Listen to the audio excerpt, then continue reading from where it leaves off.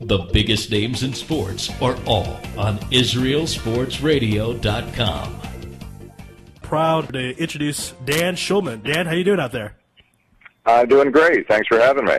Absolutely. And this, again, is going to be so much fun to have you on because I've had so many fond memories. I'm from Arizona, driving around, listening to you broadcast Sunday Night Baseball. So before we begin, thank you because you give me a lot of happy moments in the summer. So I really appreciate it.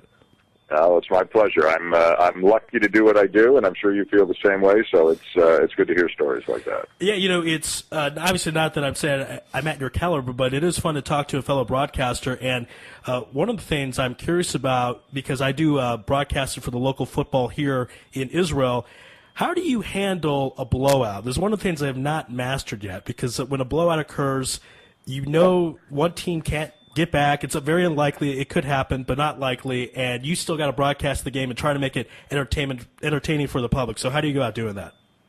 Well, I think I go big picture then. If it's a basketball game, say it's an NBA game that I'm doing, and the Bulls are blowing out the Pistons or whatever the case may be, then we'll start to talk big picture. Some of the other stories around the league, look at standings, playoff possibilities, injuries, big games coming up. I try to be a conversational guy. I hope that the broadcast more often than not sounds like it's me and a buddy or me and two buddies, sitting in our living room watching the game or sitting at a bar watching the game. So I just kind of go into conversational mode, and we broaden a little bit and talk about other things that have to do with the sport.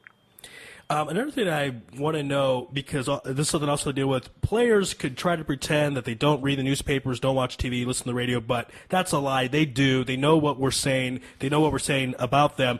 Have players ever come up to you and said, hey, I really like what you said, or, you know what, I don't think that was so fair? What is your interaction with the players like? Both, yes. Now, it's different if you're a local broadcaster and you're doing a team, like I did for many years in Toronto, the Toronto Blue Jays, versus a national broadcaster, and you're going from city to city to city, seeing different teams all the time. And I've had some players in various sports or coaches come up to me and say, hey, you do a good job, or, I like that you said this.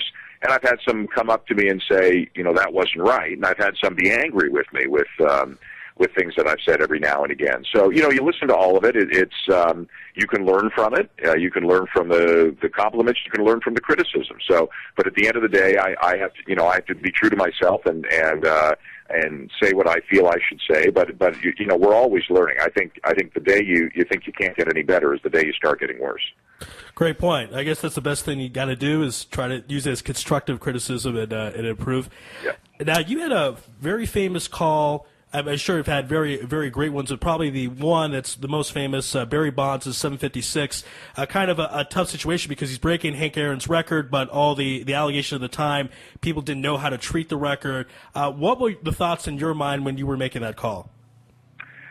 I will be 100% honest with you. I don't think I called his 756th home run. I'm just checking that as far as I recall, but I called a couple of them on radio, leading up to 755, but whenever I did games of his, I was kind of conflicted because, we don't know. We know then what we know now. But, something was fishy. It just wasn't right. But I will admit to being a little more in the dark and naive than I wish I had been, in all honesty with you. So, it was a little bit difficult. I love Hank Aaron. I've always loved Hank Aaron. And there are some players, even as broadcasters, you get to know them or not, you just like, respect, and admire more than others. And he was a tough guy to deal with. He wasn't very good with the media. He wasn't very good with a lot of people right then. So I recall being a little bit conflicted as all of that was going on. But my job is to do the job properly, regardless of whether I like the athlete or not. Especially because I work for a national network. I'm supposed to be neutral at all times, and I feel I am neutral at all times. So, yeah, in terms of my calls, but. The whole Barry Bonds thing, I think, was difficult for a lot of people because, the Barry Bonds, the early Barry Bonds was different from the late Barry Bonds, and the player was different from the person. But, my job is to go out and call games, and I did that to the best of my ability. Speaking of broadcasters making a mistake, I made a mistake. Yes, 754 is what you call, not 7056, so I apologize to all the people listening. But there you go. See, when you think you can't get better, then that's when it comes down. So it's So I'm happy to say here, and I made a mistake, so I apologize. Now, one of the things broadcasting the Sunday night games is a lot of as far as matchups you can get if you're getting obviously the Yankees and the Mets, more hype going into it. And I'm a purist. I actually didn't like interleague play, or still don't like it in the regular season, but it's an advantage to you when you're broadcasting these Sunday night games. What are your thoughts, though, about interleague play? I'm okay with it. I don't think it's as great a thing as some people think it is, and I think actually 18 games is probably a bit too many. I'd like to see it, and some teams play 18, some play 15. I'd like to see it reduced to 12, 9, maybe even 6. There's some novelty, and you're right. Then at ESPN, we'll tend to focus on, it could be Angels and Dodgers, it could be Yankees and Mets, and there's some great ones. Like I did the Yankees and Cubs. I mean, the Red Sox and Giants was great a couple of years ago. But for every one of those, there's a Houston Kansas City matchup that's just not really exciting anybody. So I think overall it's been a good thing, but not by that much. If it went away, it wouldn't bother me at all. I love baseball, but I think there are a lot of things about baseball that could be improved. And I think one thing we have to get back towards is more of a balanced schedule. I think it's it's not really fair for teams to have markedly different schedules competing for playoff spots with the wild cards in there right now. So I'd like to see more of a balanced schedule. Now, we had a weird year in Major League Baseball, and I'm a Cardinals fan, but I still thought it was weird in that I don't feel the overall the best team won. I thought the Phillies were the best team, and the Cardinals have done this twice. In 2006 when they won, they had 83 regular season wins. The Cardinals, in my opinion, are the Giants, the New York Giants of baseball. 2 years they win, kind of fluky years, weren't really the best team. There's always talks about changing the playoff system, maybe not all the time, but there are thoughts out there. Do you like this format, 4 teams from each league getting in? And also, again, the playoff system, you go to 3-game series, you have 3-game series in the regular season, and then you go to 5 and 7 games. What are your thoughts about the playoff system in Major League Baseball? Well, it's like in all sports, but more so in baseball than any other, I think. What you do over 162 games is a much truer test of how good of a team you are than what you do in the playoffs. But all that anybody remembers is who wins the playoffs. And that happens in every single sport. I mean, if you win 105 games in the regular season, you're a great baseball team, even if you get knocked out in the first round of the playoffs. But sometimes it's not who's the best team. It's who's the healthiest team or who's the hottest team or who matches up the best with the team they're playing in the playoffs. And the Cardinals were a much better team late in the season than they were earlier. Their bullpen was much better, and guys like Freese and Craig had huge hits for them, and they had been off and on contributors because of injuries during the season, and they did what they had to do, and I don't think you can take anything away from them. So, I mean, in terms of changing the playoff form, I like the extra wild card. I'm not thrilled with the one-game playoff. I'd rather have it be a 2 out of 3, although one game's going to be very exciting. But there's no avoiding in any sport that, whether it's one game, 2 out of 3, 3 out of 5, or 4 out of 7, sometimes the so-called best team isn't always going to win. At the end of the day, that's the only way to do it. Now, one of your colleagues at ESPN, Buster Olney, referred to Game 6 of last year's World Series as the greatest game ever.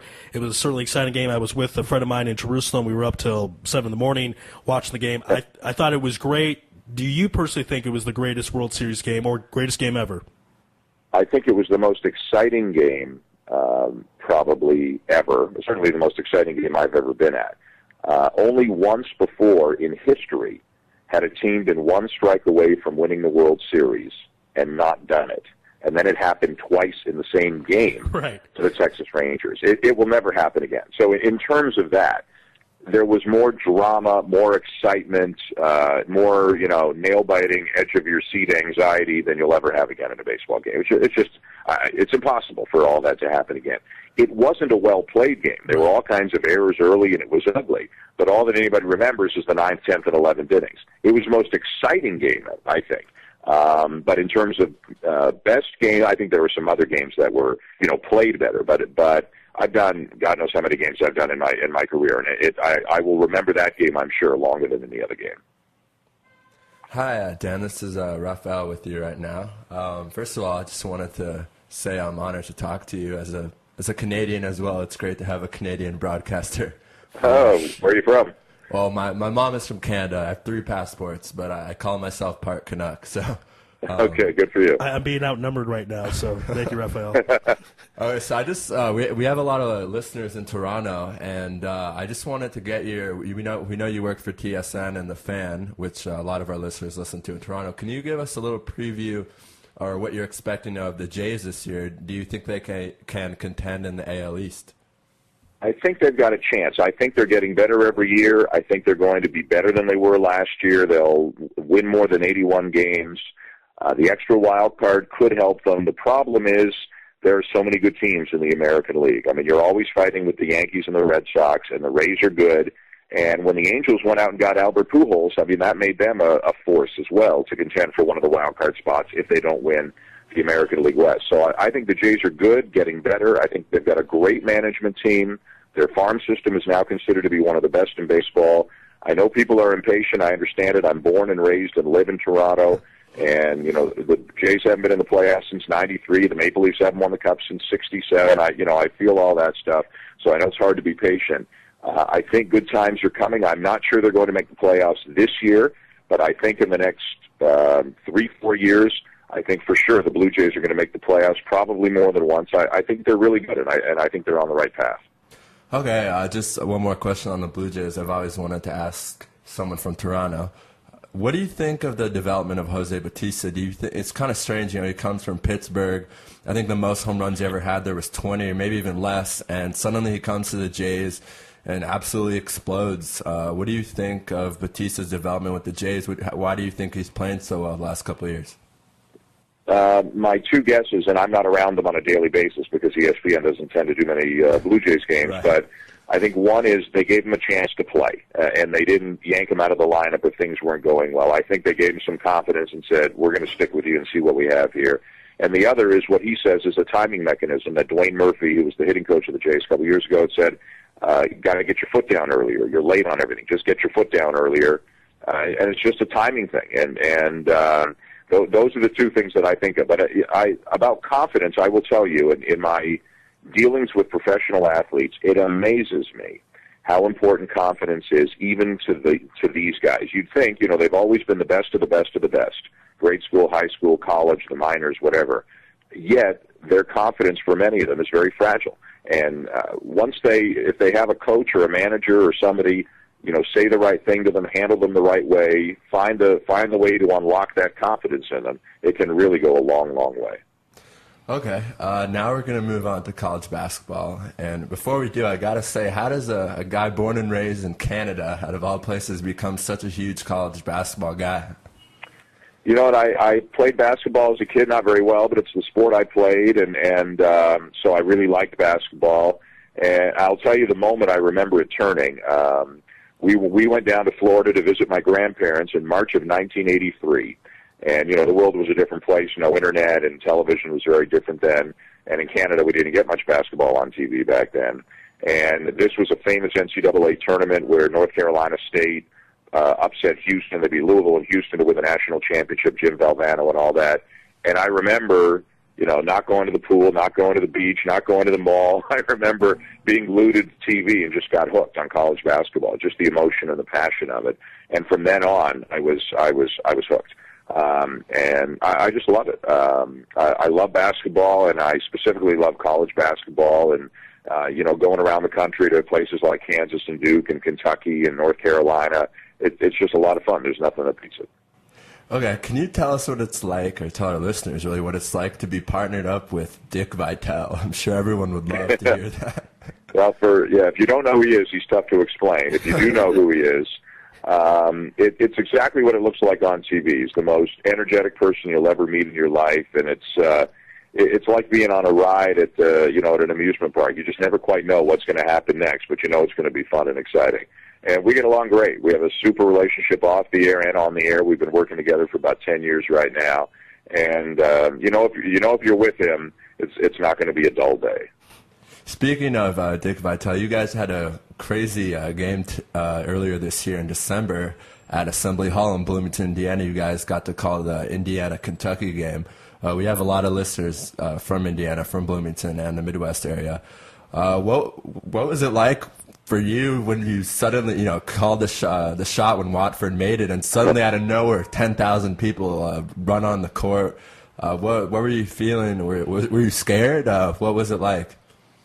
So, it's interesting because we talked about the baseball game and the Game 6 of the World Series, and I think that's the most memorable game I've ever been at. Second also came this year, and I think it's the Kentucky-Indiana game. For an unranked team to beat the number one team in the nation on its home court, on Indiana's home court, on the unranked team's home court, on a last-second shot like that, those don't come along very often. And it's the loudest game I think I've ever been at. The Indiana fans have been starving for their team to get back to prominence like they were for so many years. And this was almost like 5 years of frustration. They purged it all with this one win over Kentucky. It was incredibly exciting when he hit the shot. And then, as you said, I've been at a few arenas where they've stormed the court after a game. I've never been at one where so many people got on the court with so much craziness and energy so quickly. And it was a little bit scary. Now, we had about 6 or 8 police officers who came out and helped us because everybody wanted to get a Dick and talk to Dick and all that stuff. And we were trying to get the coach for an interview, and it was a crazy scene. But it was incredibly exciting and enjoyable, and it's certainly a game that I'll never forget. Cool. So now we want to talk about the actual NCAA tournament that starts this week in Dayton. We have the 1 seeds with Syracuse, Kentucky, North Carolina, and Michigan State.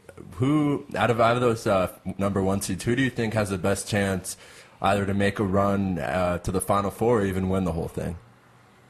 I think Kentucky and Carolina have a better chance than Syracuse and Michigan State. The Final Four I'm picking, and don't even bother writing this down because I'm never right, but the Final Four I'm picking is Kentucky, Missouri, Florida State, and North Carolina. Now, I just saw Florida State win the ACC championship, so maybe I'm a little biased because I did 3 of their games and was so impressed with them. But I think Kentucky and Carolina ultimately are going to play in the championship game. And even though I'm nervous to pick them, I think North Carolina is going to win.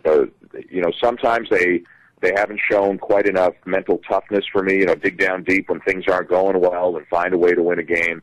But I think they've gotten a lot better at that in the last few weeks. And if John Henson is healthy, one of their best players who's got a wrist injury, but I think he's going to be healthy.